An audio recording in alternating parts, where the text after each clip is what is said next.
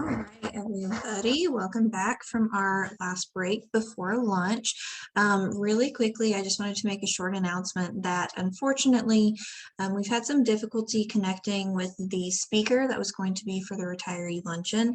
So we will not be having that during the lunch break, but we hope to schedule that separately after the conference. Feel free to reach out to me for any questions about that. As usual, please try to keep your cameras on. We do have a lot of individuals, I think, that may be calling on due to some power issues. So if you are calling, please send me your name in the chat so I can make sure the correct phone number goes with your name and you can get your credits, because it doesn't always show the name of the individual calling, just the phone number. So without further ado, I'd like to introduce our speaker for this session. In one moment. So Dr. Robert Stevens is currently an assistant professor of rehabilitation science at Arkansas Tech University in Russellville. Dr. Stevens obtained his master's in rehabilitation counseling from the University of Arkansas at Fayetteville and has been a CRC since 2004. Dr. Stevens worked in the fields of rehabilitation counseling, mental health, and addictions before earning his PhD from Ohio University in Athens, Ohio, in counselor education and supervision, with an emphasis in rehabilitation counselor education. Dr. Stevens has presented at state, regional, and national conferences on topics such as adjustments to chronic illness and disability, LGBTQ+ issues in counseling, and addictions. We will be monitoring the chat as always, so please put your questions in there, and we will be answering questions as we go, so feel free to raise your hand as well. And other than that, go ahead and take it away, Dr. Stevens. All right, thank you all for inviting me back. I'm going to get my screen shared here so I can get the PowerPoint up. Oh, it's not on the first screen. Sorry about that. Right. So some of you have heard me present before, and some of you maybe this year, maybe your first time. So when I present on this topic, I really like for it to be very informal because I feel like knowledge is key. So if you do have questions, like Miranda just said, please ask. And if we don't get through all the slides, I'll share the slides where it can be emailed out or shared, or you can look at everything else. I always over prepare just to be on the safe side. So, Dr. Stevens, yes. The way it's showing on our screens is we have your first slide and then we have the next slide up in the top corner. Oh. It's not the typical presentation. Let me see if I can change that setting. Is that better? There we go. Thank you. Sorry about that. I have two monitors, so I think it did it backwards there. So thank you for letting me know that. All right. So as I was saying, this is very open conversation, and I know we only have an hour, so let's get started. So the first thing I want to talk about is some questions, and you can answer these if you feel comfortable, and if you don't, just want you to think about them. But when did you first know what your sexual orientation or your gender identity was? And that could be that you are a straight person who is also cisgender, which we're going to talk about those terms if you're not familiar with them, or that you are part of the LGBTQ+ community. But when did you first identify with who you are as a person and who you're attracted to? So if anybody wants to share, you can put it in the chat, or as I said, you can just ponder on it for a minute.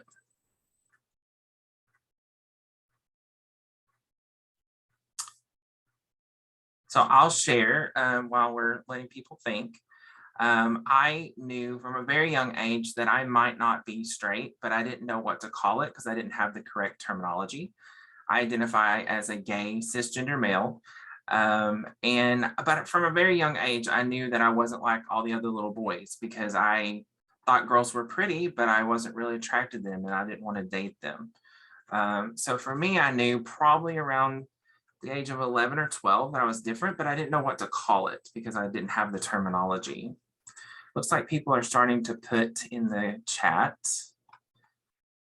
So somebody had a crush on, I'm assuming, a boy named Luke around the age of 5, about 6th grade, early 20s, first grade, First time I saw Wonder Woman in the 70s, hey, I understand. Wonder Woman I get it. She's pretty. Sixth grade was my first crush. So as you can see, it varies. And that's kind of what I wanted to show. Somebody says that they identify as a cisgender lesbian, and they knew from a young age, kind of like I knew from a young age, 12. So lots of different things. Thank you all for sharing that shared. So that kind of falls into the second bullet point. How old were you when you knew you were attracted to the person you were partnered with, dating, or people that you usually are in your dating pool? And how would you react if someone told you that your choice, and I put that in quotes because a lot of people in the community of the LGBTQ plus community, they don't like the word choice. It's offensive to us because we don't feel like we made a choice. We feel like we just are who we are. We're attracted to who we are. We are who we are. So that's terminology that I would recommend you not to use if you're working with a client that identifies as LGBT plus, is when did you choose to be that way? Because if I said, when did you choose to be straight? If you happen to be a straight person, you might not like that either, because for a lot of us, it wasn't a choice. It's just the way that we've always known that we were, even if we didn't know how to describe it. All right, so moving forward here. So this is just an overview of some of the things we're going to talk about today. So a lot of times, as I just said, we don't feel like we've made a lifestyle choice, and in the media, a lot of times that's what it is put upon us as LGBTQ plus people, is that, oh, you chose to be this way, or oh, you have a lifestyle that you've chosen. For us, we don't really look at it that way, for most of us anyway. Be careful with the language that you use. So if you aren't sure what language to use, you need to do your research. You need to not just make assumptions, because a lot of times when we make assumptions, we're going to end up offending a client, and that may end up causing some type of rift in our rapport that we have built with that client. Your personal feelings, morals, and values, you have every right to have them, but it is not your right to impose those onto a client. That is actually against the ethical code that we all should be following as CRCs, or if we happen to be an LPC as well. It is in the ethical code that we should not be imposing our personal feelings, morals, and values on other people. We can still do our job even if we don't agree with somebody else. It might make it a little bit more challenging, but we can still do it, or we can need to seek supervision and talk to somebody else about it if we really feel like it's impacting our job in a negative way and it's going to impact the client in a negative way. We have a question early on. Actually, it says, I have never heard the term cisgender. What exactly does that mean? I'll go ahead and answer that. It is going to be on a future slide, but I'll go ahead and answer that since I already used that term. So for cisgender, that means that you were assigned the sex at birth that you also identify with, or the gender at birth that you identify with. For me, I'm a gay cisgender male. I am attracted to men. I date men. I have been in a same-sex relationship for almost 2 years now, but I identify as cisgender. So at birth, when I was born, the doctor said, hey, you have a little boy, congratulations.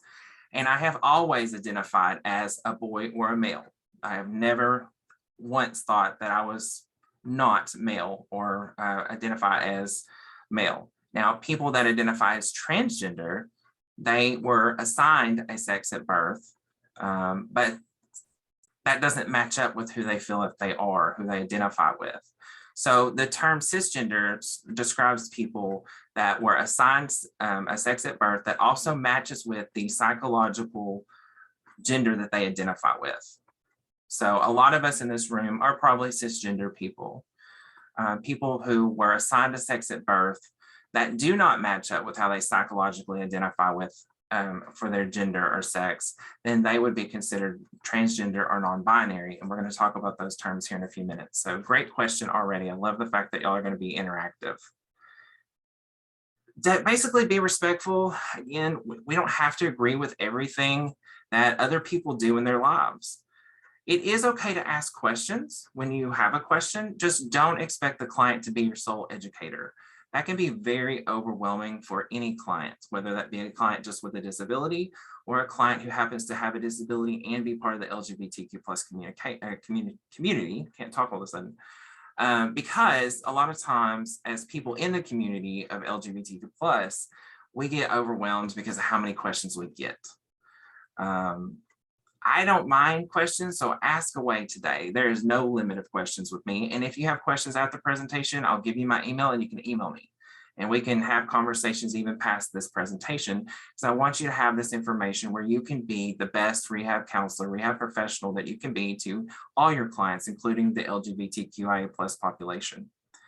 So it's okay to ask questions, but just be careful not to overwhelm the client with questions. And coming to trainings like this is exactly how you're going to become a more competent rehabilitation counselor to work with all the different populations of people that might enter into your office. I'm having some technical difficulties changing the screen sometimes. Okay, so you've heard me say this acronym, LGBTQIA+. So let's talk about some terminology. Some of these terms you've probably heard of, like gay, lesbian, bisexual. Those usually make sense to people, okay? Cisgender, transgender, non-binary, those can be a little bit more confusing if you're not familiar with working with people in this community. So we're going to talk about some of these in better detail so that way you'll have the information that you need. And then if there is other terms that you've heard of, that maybe you have been kind of curious about, like, oh, well, I don't know what this one is, then you can ask me today. And if I don't know, I'll do research and I'll get back to you with it. But I'm pretty knowledgeable about a lot of it. Also, when I send the PowerPoint to you all, there is a ton of information in the resources section. And there are some glossary of terms that are very reliable where you can kind of look up and kind of have a cheat sheet. So if you have a client that comes in and is like, oh, I identify as non-binary, and you don't remember what that is, then you can go and look it up without having to maybe feel like you're incompetent or maybe feel like you don't know how to serve that client at the best of your abilities. So I'm going to share these resources with y'all later today. Yes, I agree. Somebody said it is confusing for those of us in the community that are older. So it's confusing for a lot of people. It's even confusing for me as being part of the community because there's new terminology coming out all the time. This younger generation of LGBTQIA+ students and clients and people in general that are coming out, they're identifying in so many different ways. And new terms are coming all the time. So I am the faculty advisor for Spectrum, which is our on-campus at Arkansas Tech registered student organization for LGBTQIA+ students.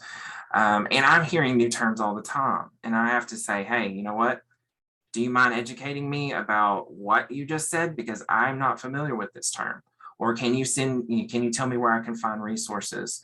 If they say, well, I don't really have time right now, then I go and I do my own research. I get on Google, I'm like, what is, and then I put the term in there. Usually it'll find it.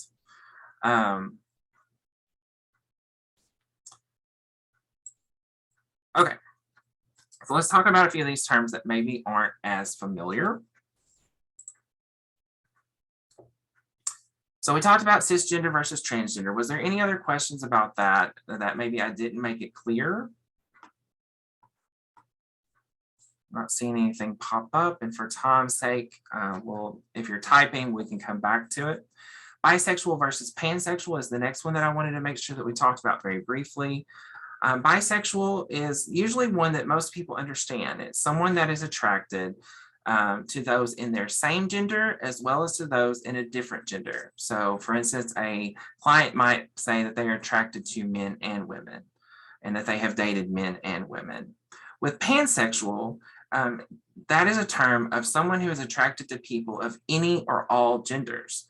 So someone that is pansexual might date a biological male this time, and then the next time they're dating someone, then they might be dating a transgender male, or maybe even a transgender female. And it looks like we do have a question, so let me see. Yes, it is so important to have safe places on college campuses and even on the high school level. We do have gay straight alliances in some of the bigger high schools. There has been some pushback about that, as you can imagine, with us living in a more conservative state. But Russellville High School here in Russellville, where I live, actually has a gay straight alliance for the high school students as well. That is a safe place where they can come and they can have somebody to talk to, have a little bit of support from other peers. It is an honor and a privilege for me to be able to be Spectrum's advisor. I love it.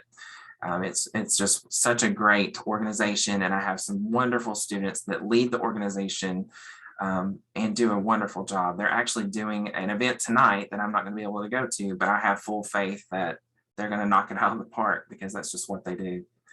So what the heck is non-binary? This is a newer term for me that I've had to learn.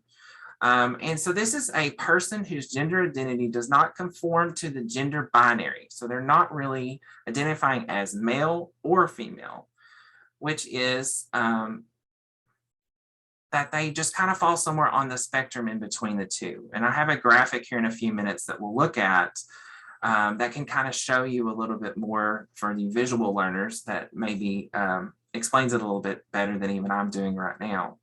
So a lot of times I'm finding with my students here at Tech, especially since that's the population that I work with the closest, is that a lot of times if someone is, male doesn't really fit for the way that they're feeling, female really doesn't fit for the way that they're feeling. So they'll say that they're non-binary, maybe as a temporary placeholder, or it may be their permanent way that they identify. So we have to be careful not to make assumptions. A lot of times people that end up turning out to identify as gay or straight, they may come out first as bisexual because they feel like that is a safer way to come out of the closet and identify, because maybe they'll have less judgment if they still like men and women. Some of my students have described that non-binary is kind of that same fit. It's a safe way to come out as I am not 100% male, I'm not 100% female, but I really don't know exactly how I want to identify yet. But it can be a permanent gender identity as well. Good, y'all have some conversations when we're going on too. I'm not going to read conversations, but I will, if there's questions, we'll make sure that either Miranda tells me or I catch those. One thing that I want to make sure that we're clear on is drag culture with drag queens and transgender non-binary does not necessarily come in the same community. Drag queens like RuPaul from RuPaul's Drag Race, if any of you are familiar, RuPaul is probably one of the most famous drag queens of popular culture at this time, actually is a gay man who does drag as part of his career. He has no intentions of ever transitioning into a female permanently. So drag culture may be males, biological males that just enjoy dressing up and performing as the illusion of a woman. Whereas transgender and non-binary people can also be drag queens, but a lot of times they are possibly wanting to transition into a different gender or the non-binary gender of they fall somewhere in between. Asexual, a lot of people are starting to talk about that, and Asexual Awareness Week is in the month of October. Asexual is someone who experiences little or no sexual attraction, or who experiences attraction but doesn't feel the need to act out on that attraction sexually. So asexual also kind of falls on a spectrum. I have some students that say that they're asexual because they have no desire to be intimate with anybody. And then I have other people that say that they're asexual because they have just not found the right partner that they want to actually share that intimacy level with. So asexual means without sex, if you want to break down the actual meaning of it. Intersex is a newer term that we are using now instead of an old outdated term that has a lot of stigma attached to it, which was called hermaphrodite. So intersex are individuals who are born with ambiguous genitalia. So they may be born with a penis and also part of the vagina, or they may have the opposite. They may be born with a vagina and then they also have some testes. So their genitalia isn't really clear. So now we call them intersexed instead of hermaphrodite, because again, that just has so much stigma and stereotypes with that word. So that is the technical term at this time. Now, some families will decide when the baby is young to go ahead and have a corrective surgery where they make the baby either look more male or more female. Some proponents in the LGBTQ plus community are saying, well, maybe we should wait until we start to see how the child presents. If they do show more feminine characteristics, or if they do show more male characteristics as they get a little bit older. The problem that a lot of parents are worried about is having their children have discrimination once they get to like the daycare or the kindergarten level of, if they happen to be seen in the bathroom and they have different genitalia, are they going to be bullied? Are they going to be made fun of? And how is that going to affect them on the psychological level? So there's pros and cons to that.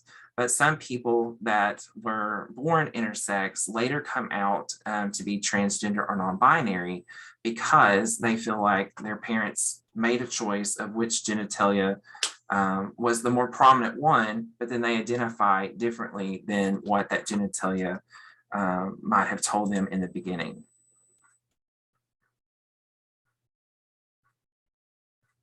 Yes, mental health is important. And if we get to that slide, we're definitely going to talk about that. I know for me as a mental health counselor, there has been times in my life that I've needed to go to counseling as well.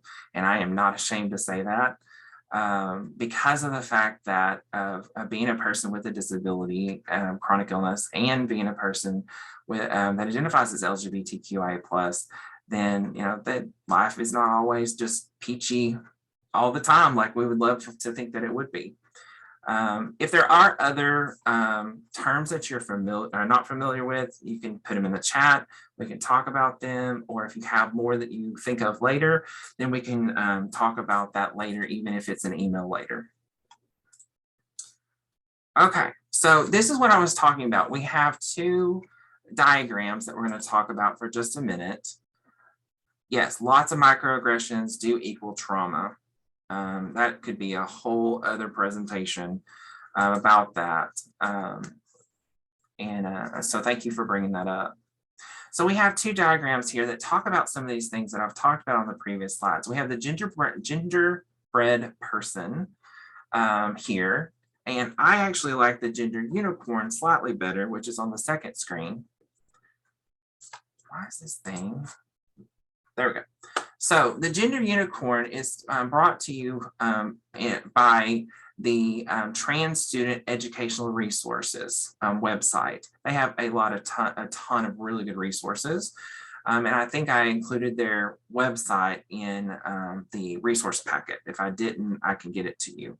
But this just kind of shows you that gender identity, gender expression, physically attracted to, and emotionally attracted to fall on a spectrum. So if I was plotting myself on this, then with gender identity, I would be on the male spectrum for sure, because I don't really identify as female or transgender.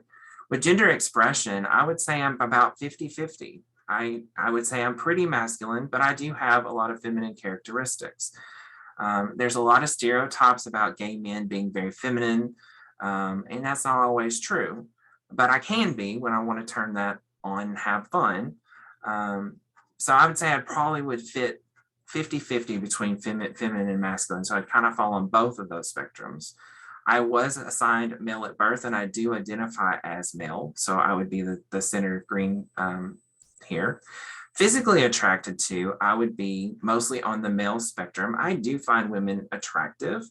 I have the hugest crush on Kelly Clarkson. I think she's amazing. I think she's beautiful. But do I want to date someone and be physically intimate with someone that is female? No, I don't. So physically, I would be attracted to men, but emotionally, I'm attracted probably 50-50. I have most of my really good friends are female. I really get along better with females a lot of times in a work environment or for personal friendships, just because I can't even really explain why. It just is the way that my brain functions. So emotionally attracted to, I'd say mostly men, so probably 75% men and 25% women, because I have such good, strong friendships and close relationships with a lot of women in my life.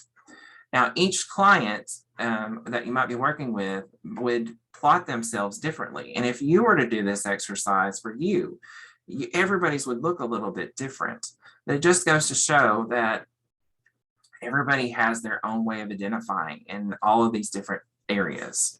So I hope that helps to kind of give you a perspective of that you can't just lump everybody that's transgender and male all in one category. You can't put everybody that's gay all in one category because we're all going to kind of be different on some of these spectrums. So I really love this graphic and I hope that was helpful for y'all. So the next thing I want to talk about is pronouns. When we're working with clients who identify as trans or non-binary, we need to be very careful that we're not mispronouncing them. This can be very offensive, and it can also be a little bit traumatic for some of our clients, like the person commented about microaggressions and trauma. So there's a great website called mypronouns.org that you can go and you can look at a lot of different things about pronoun usage. One of the safest things you can do as a rehab counselor is if your agency does not have it on the form where they can, like the intake form, where they can identify what pronouns they want to be used, then just ask a question when you're meeting with them for the first time. And the way that I like to do it, and you don't have to do it this way, but I think it's a respectful way to do it, is I'll say, hi, I'm Dr. Robert Stevens, and I'm going to be working with you today, and my pronouns are he, him, and his. A lot of times, if we open the conversation like that, then a client will parrot that right back to us and say, oh, well, my name is Susan, and my pronouns are they, them, and their. So I didn't have to embarrass the client. I didn't mispronoun them because now I know what their pronouns are. So that's one way you could go about it. There's tons of ways you could do it. That's just one example. So the masculine typical pronouns are he, him, and his. Those are the ones that I use. The feminine pronouns are she, her, and hers. And then we have some non-binary pronouns. And this is not an exhaustive list. There's a lot. The singular they, them, and their is probably the more commonly used one these days. But there are others like ze, zer, and zers. And on this My Pronouns website, you'll see lots of different variations that some clients who identify as LGBTQ plus might use.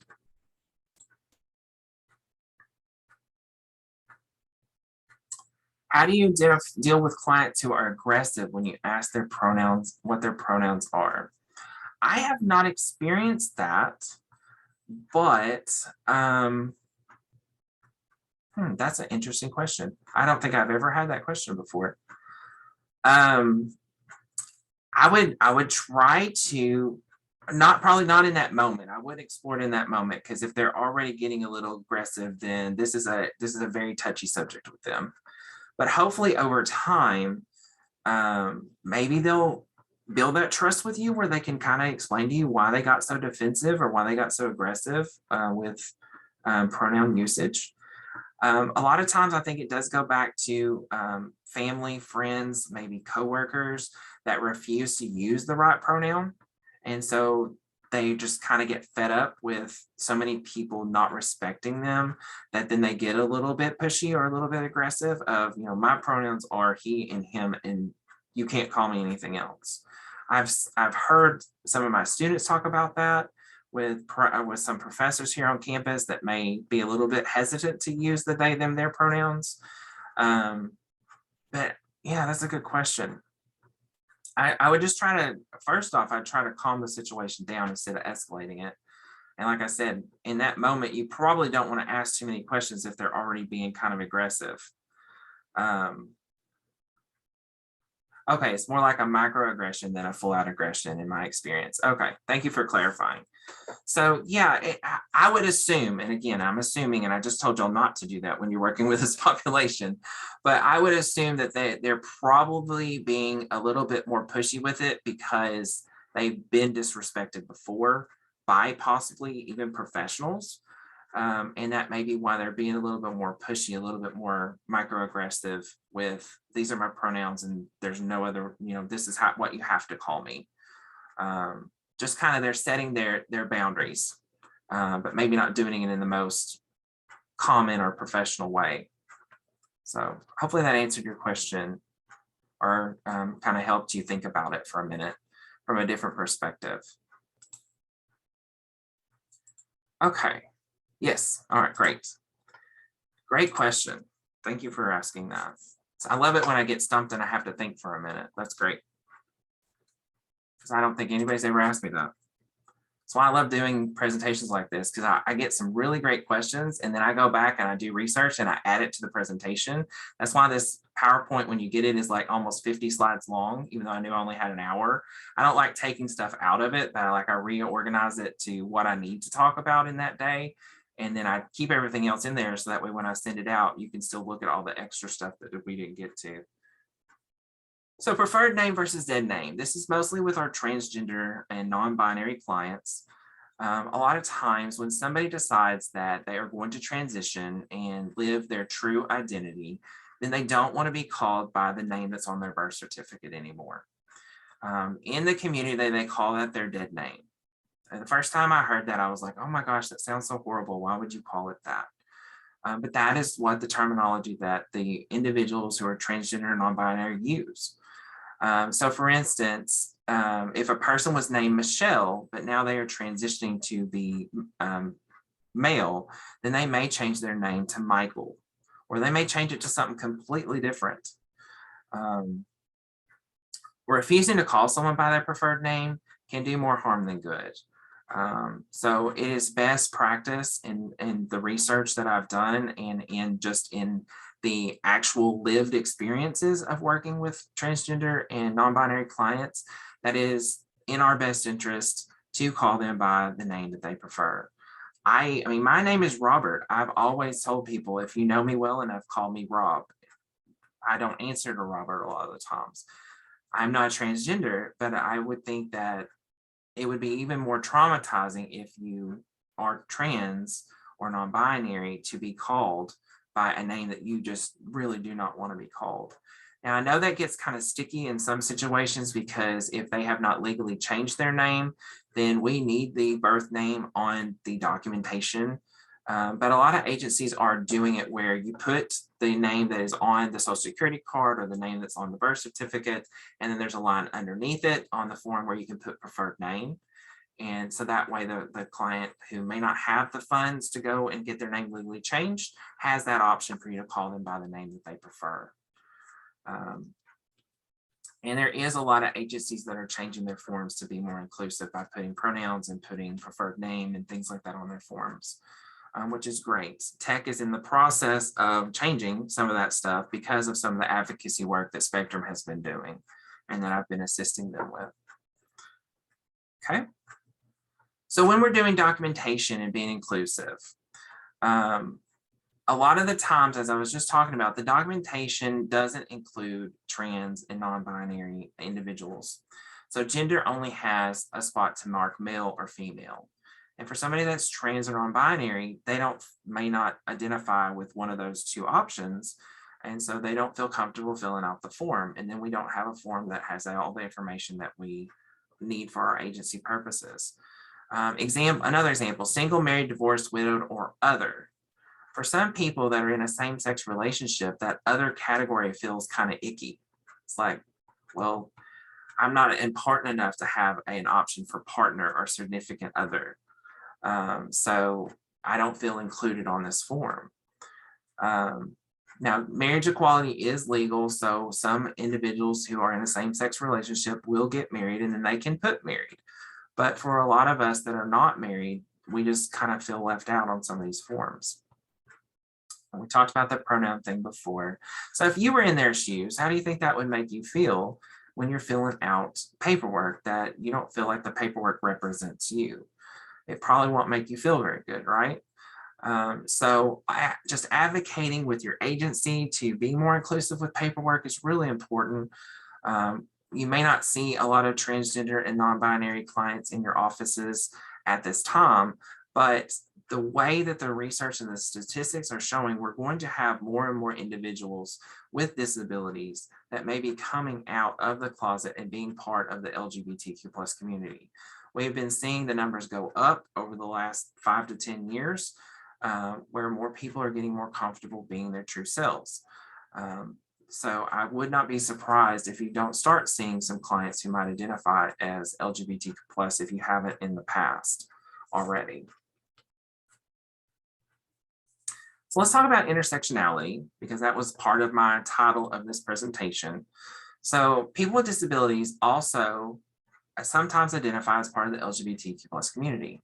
In 2018, Asher did some research that said about 30% of adult males and 36% of adult females may identify as both a person with a disability and LGBTQIA+.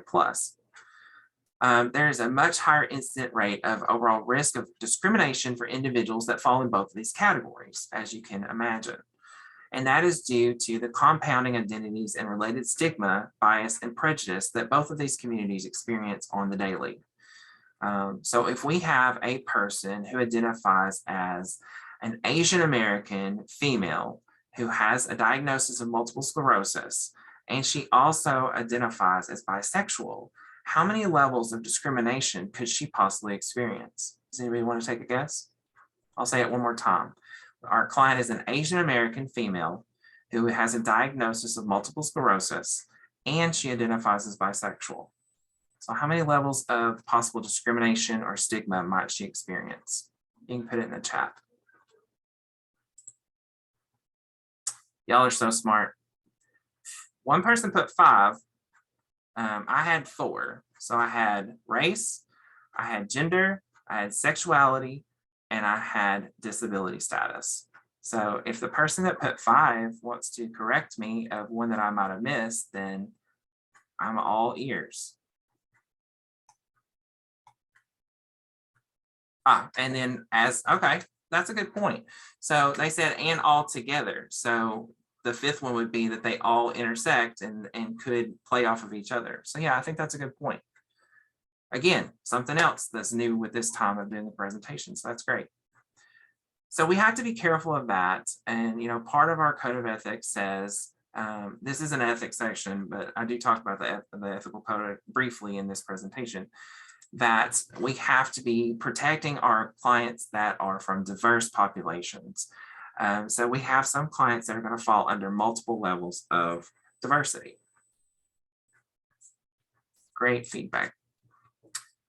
So discrimination and bullying with people with disabilities.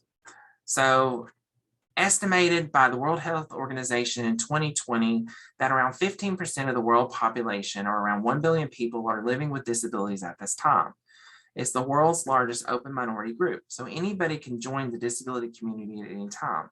I joined the disability community at the age of 30 after I had a medical incident that required me to be in the hospital for quite some time.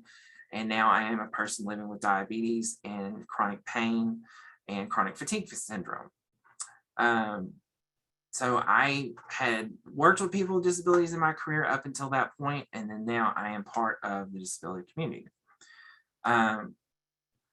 So there's lots of socioeconomic outcomes that may play into some of this discrimination and bullying. As we all know, because I'm talking to a room full of rehabilitation counselors, people with disabilities have lower employment levels unless they seek out services like Arkansas Rehab Services to help them to educate employers of how capable that people with disabilities are able to work in the competitive environment of employment. Not all people with disabilities get the same education status as maybe their able-bodied peers do. A lot of people with disabilities live below the poverty level because if they're not able to work, then they're relying on that Social Security check or that SSDI check. And for a lot of us, we couldn't function if that's all we were bringing home every month. Those numbers are still pretty low. And poor health outcomes. Not all people with disabilities are going to go to the doctor as often as maybe they should, or they don't have access to the doctors that they need. They don't have access to specialty care because they live in a very rural part of Arkansas, and they don't have the money or the means to travel to Little Rock or Fayetteville or wherever they need to travel to get that specialty care.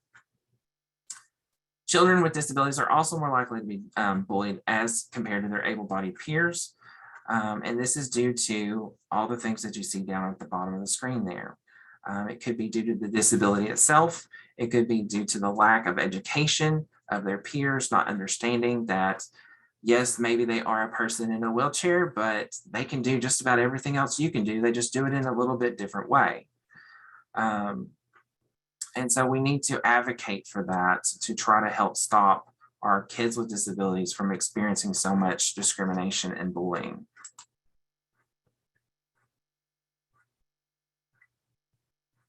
That's a good point. A lot of our neurotypical disorders are not taken as seriously in the disability community.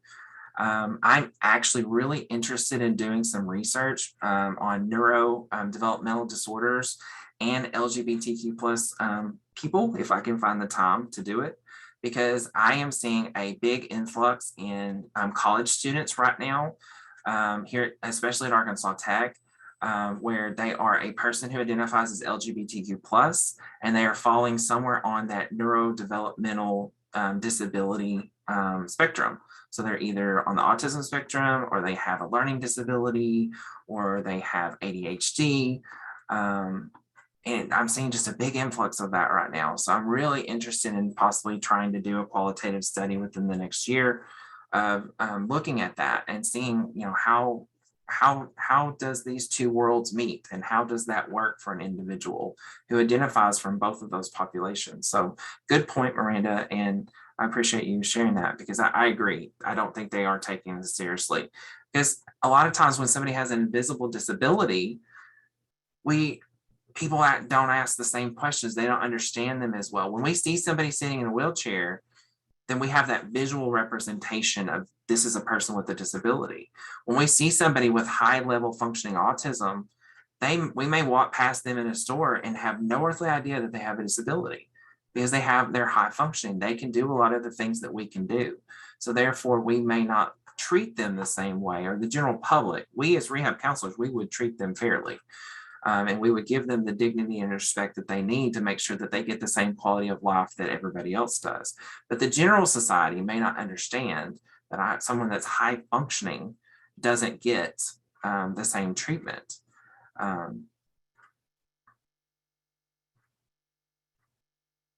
Yep, I agree. Josh Blue is a great comic. If you aren't familiar with him, definitely look him up. And his statement of the disability community is the largest minority group that everyone is welcome to join. You can join at any time of your life. He just mentioned that recently this summer on America's Got Talent, and he was one of the finalists on that show this year.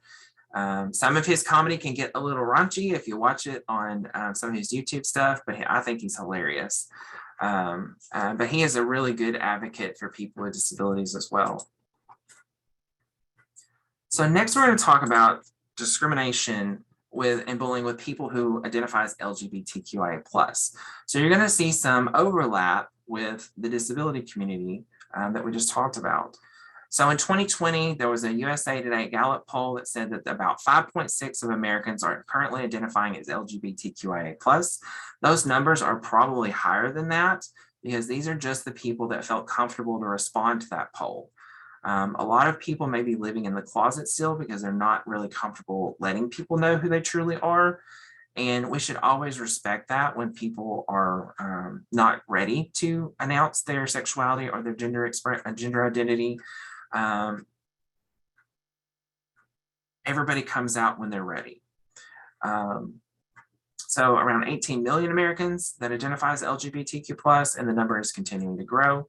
We are seeing more and more college students that are entering college here at Arkansas Tech that are being out and proud and really letting the world know who they truly are. We have seen a lot of positives. There's still a lot of work to do to make it more of a level playing field where there's not as much discrimination and bullying.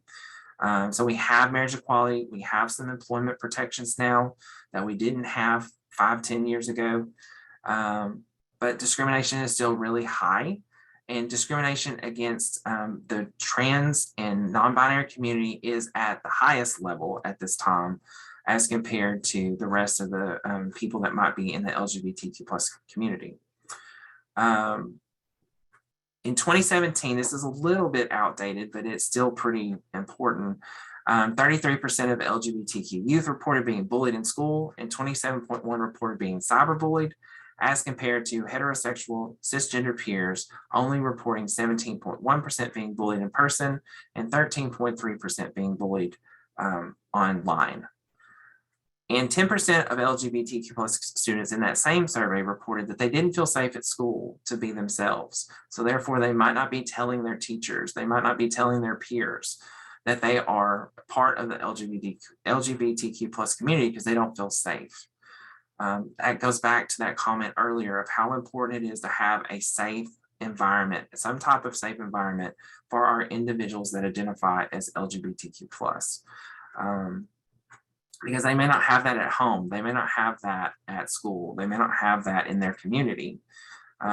So a lot of people are like me and don't come out of the closet until you get to college, where you have more people that are like you and that support you. I didn't come out in high school because I didn't feel comfortable with it. I had seen what had happened to some other peers of mine that had come out in my small little town of Murfreesboro, Arkansas, if anybody is familiar. Very small town, very rural town, very conservative town. So I didn't come out until I was a freshman in college, and a lot of college age students that identify as LGBTQ plus may not come out until their college years because of fear of discrimination and bullying. So 2021 has been a bad year, as I said, for transgender and non-binary people.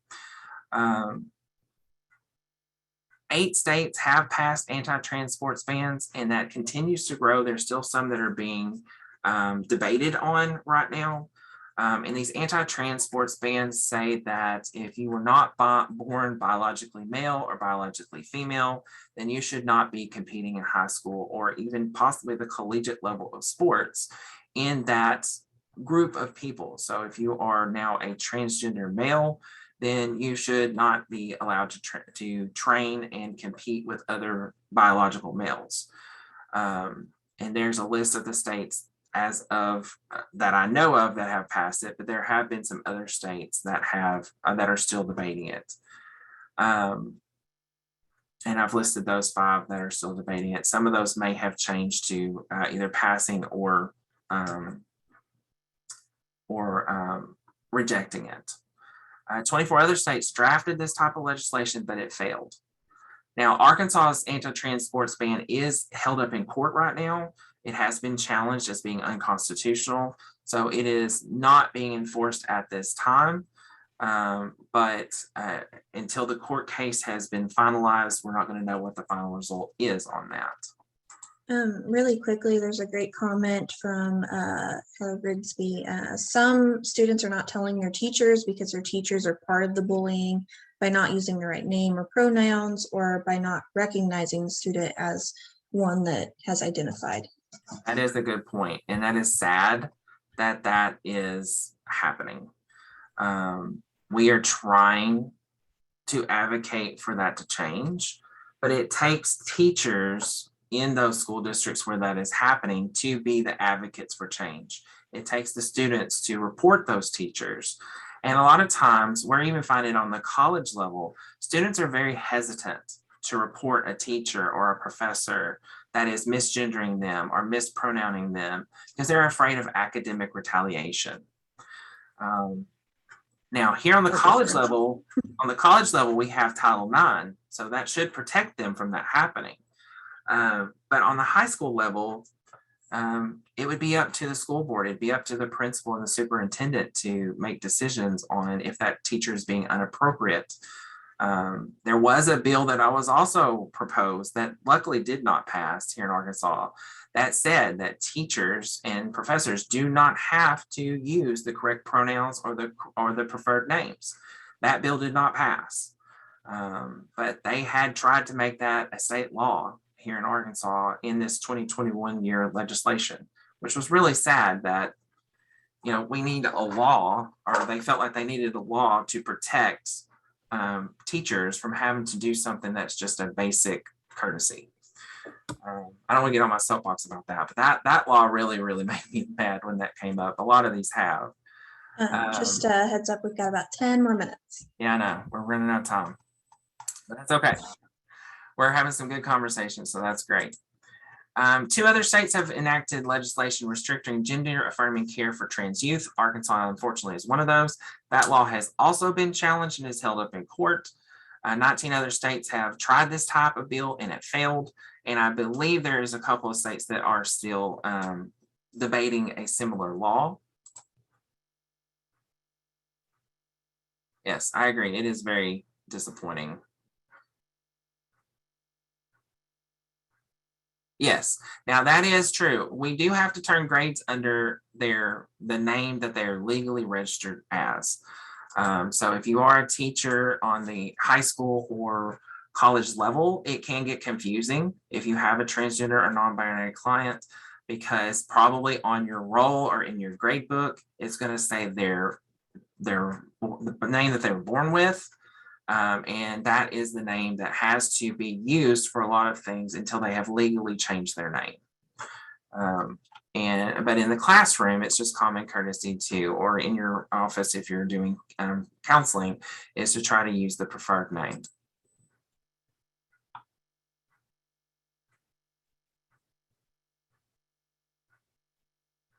Yeah, and that's a good point. That there's a comment that says the National Coaches Wrestling Association states that true discrimination comes from weight class, not based on sex orientation. So some of these organizations are going in and clarifying that it's more that we're trying to protect an individual from bodily harm, instead of discriminating that this is a trans male and we're not going to let them wrestle because of the fact that they're trans. So some of the organizations are trying to do better and make it more clear that it's not true discrimination, it is a protective factor. So thank you for sharing that. Okay, we're like Miranda reminded me, we don't have much time left, so we'll see how far we get. So one resource that I wanted to talk about for sure that could be very useful for you all is the Trevor Project. Unfortunately, suicide is very high when we're working with clients that identify as LGBTQ+. Suicide is the second leading cause of death in youth from 10 to 24 years of age. And LGBTQIA+ youth are 3 times more likely to contemplate suicide. They're also 5 times more likely to have attempted suicide than their heterosexual peers. Research from the Trevor Project says that 40% of transgender population reported in a national study that they have attempted suicide, and 92% of them reported it was before the age of 25. A lot of times our LGBTQ+ youth and young adults get depressed and really suicidal because of family and friends and other people rejecting their true identity. And that's really sad that we have to talk about that, but it's just part of the reality of working with this population.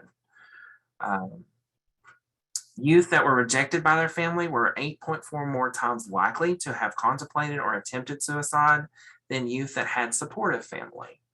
Unfortunately, we see in the LGBTQIA+ population that sometimes families, when a person comes out, say, you can't live here anymore. You're kicked out. Or we're cutting you off financially. And that can lead to people having a crisis, as you can imagine. Now, we have places like Lucy's Place in Little Rock. There's also an LGBTQ+ homeless shelter that has, I don't know the name of it off the top of my head, but it's in the Northwest Arkansas area as well. So there is some resources, but those resources are very small resources that don't have room all the time. And sometimes our LGBTQIA+ people do not feel safe in a regular homeless shelter because they're afraid of discrimination, bullying, and being rejected by the people in that shelter. So a lot of times LGBTQ+ people end up moving to a bigger city and ended up living in homeless situations, which is not great for physical or mental health. So I included the references there for the Trevor Project. So you can look at that more if you need more information on that. I can get you listing Lucy's Places in Little Rock, and I have their website listed on the resources packet here in our packet.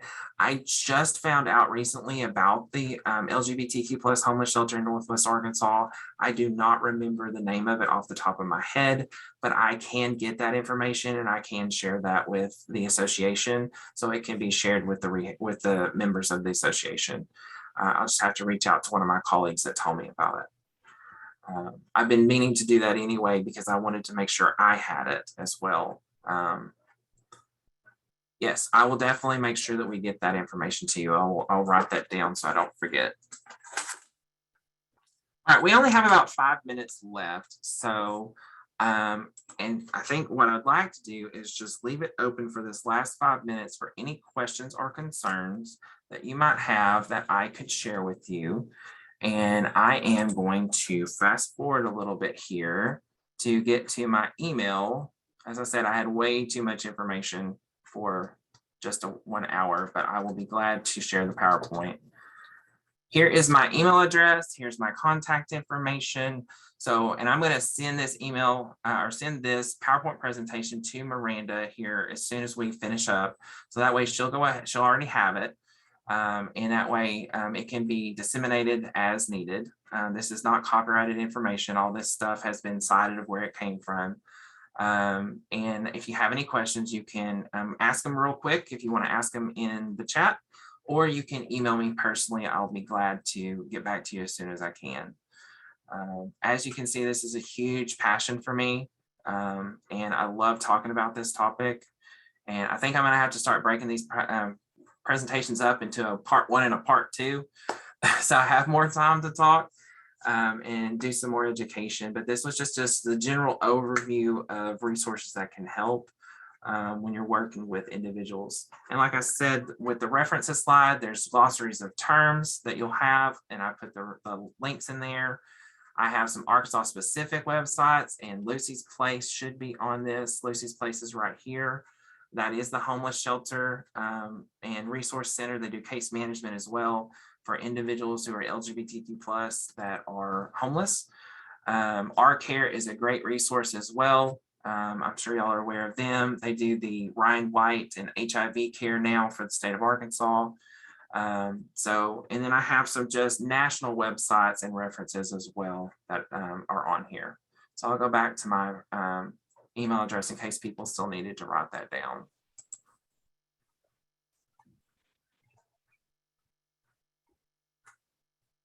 I'm getting a lot of just positive feedback, and I appreciate it. Of all the positive feedback, I'm just trying to see, did we miss any questions? It doesn't look like it. Okay. It's mostly conversations, so yeah. All right. Well, I appreciate all y'all sticking with me and talking about such an important topic, at least in my opinion. And it sounds like a lot of y'all are really passionate about making sure you have these resources so you can help clients when they come in. Because as I said, those national statistics are showing that more and more individuals with disabilities are coming out of the closet and identifying as LGBTQIA+. So I think we're going to see more and more clients that are coming into our offices, and more students that are coming into my office here at Tech and saying, hey, I'm part of the community, and where can I get support? What resources do you know that will help me? Because maybe I don't have enough resources right now. So. Once again, thank you so much for an awesome presentation. We will post all PowerPoints on our website following the conference, so you will get these as a resource. And just reiterating that unfortunately the retirees luncheon had to be canceled. As our speaker, we were having some issues with that, but feel free everybody to have a great lunch, and we'll resume back at 1:30, I believe, for the next presentation. Let me double check because I'm losing my mind. Yes, the next session will be 1:30 to 2:30. So thank you guys.